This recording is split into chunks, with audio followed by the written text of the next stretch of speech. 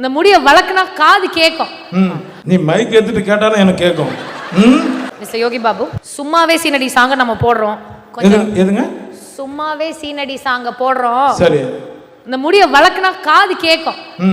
நீங்க 2 பேரும் இப்படி வாக்கிங் போனீங்கன்னா நல்லா இருக்கும்னு நாங்க ஆசை. நீ மைக் எடுத்துட்டு கேட்டாலும் எனக்கு கேட்கும்.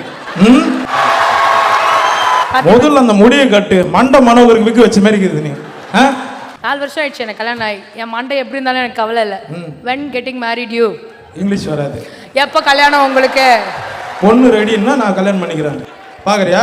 என்ன மாதிரி பார்க்கணும்னு சொல்லு, நான் பார்க்கறேன். பொண்ணு மாதிரி இருந்தா நல்லா இருக்கும். பொண்ணு மாதிரி இருக்கணும். அப்படியா?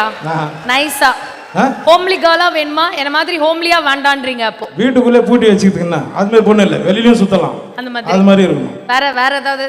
வேற எதுவும் வேணாமா? பொண்ணு இருந்தா போதுன்ட்டு அப்புறம் என்ன வேற நினைக்கிறேன். என்ன பார்லியாவது செய்யறேன். நீங்க ஸ்டார்டிங்ல இன்னமும் இந்த இண்டஸ்ட்ரிக்குள்ள வரதுக்கு முன்னாடி உங்களை நீங்க பிரசாத் ஸ்டுடியோ சைட்ல அப்படி நடந்து வந்து நான் உங்களை பார்த்துருக்கேன்.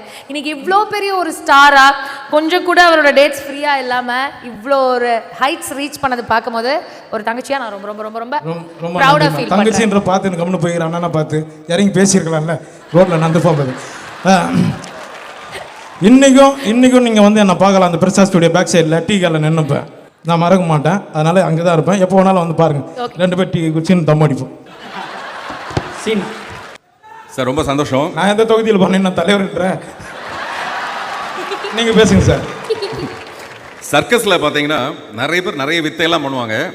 ஆனால் அந்த பஃபுனும் கோமாளியும் செய்கிற அந்த வித்தை இருக்குது பாருங்கள், அது வந்து அவங்களுக்கு யாருக்குமே தெரியாது. எல்லாத்தையும் சேர்த்து வச்சு அந்த பஃபுன் தான் செய்வான்.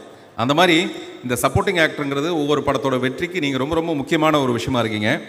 என்கே தியாகராஜ பாகவதர்லேருந்து நம்ம ஜெயம் ரவி மாதிரி, அருண் விஜய் மாதிரி இவங்கெல்லாம் ஹீரோ ஆகிறதுக்கே ரொம்ப கஷ்டப்படுறதா இருக்குன்னா, யோகி பாபு இவ்வளோ தூரம் வந்திருக்கிறதுக்கு எவ்வளோ பெரிய பின்னாடி ஒரு பெரிய முயற்சி இருக்கும். அது வந்து பாராட்டக்கூடிய விஷயம். தாராளமாக இந்த இடத்துல ஓங்கி ஒரு தடவை கை தட்டுங்க. நான் அடுத்த ஒரு படம் காமெடி படம் பண்ணுறேன். முழுக்க காமெடினா அதில் நீங்கள் இல்லாமல் இருக்க மாட்டீங்க. அந்த படத்தில் ஒரு டைலாக் இருக்குது, உனக்கு தலை நிறைய பொடி இருக்குது ஆனால் உடம்பு நிறைய மூளை இருக்குது. இப்போ நீங்கள் பேசலாம். உடம்பு நிறைய மூளை இருக்குது. செம்ம டைலாக் சார். வேறு மாதிரி தெரிவிச்சுங்க சார். எல்லாருக்கும் வணக்கம்.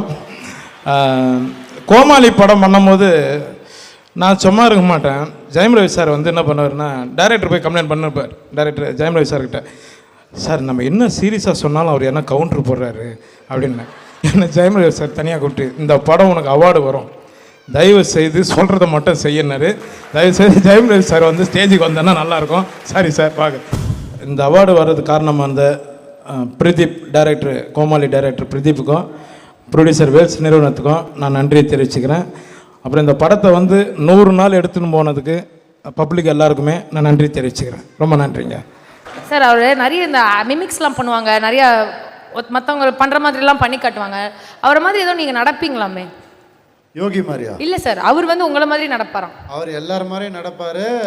அவரை மாதிரி தான் யாரும் நடக்க முடியாது. அவர் நடவடிக்கை வேற மாதிரி, ரொம்ப கஷ்டம்.